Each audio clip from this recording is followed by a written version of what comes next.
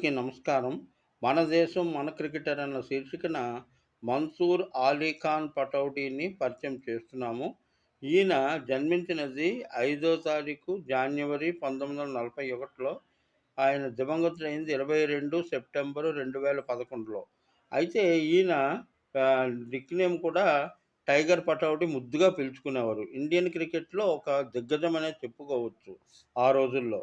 అయితే ఈయనేంటంటే మన్సూర్ అలీ ఖాన్ పటౌడీ, ఇఫ్తిఖార్ అలీ ఖాన్ పటౌడీ యొక్క కుమారుడు.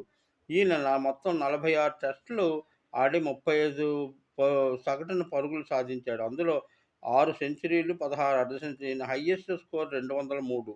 అయితే ఈయన ప్రాతినిధ్యం వహించినటువంటి 21 సంవత్సరాలకే భారతదేశాన్ని కెప్టెన్‌గా నిర్వహించాడు. 9 మ్యాచుల్లో విజయం సాధించి పెట్టిన ఘనత కూడా అయింది.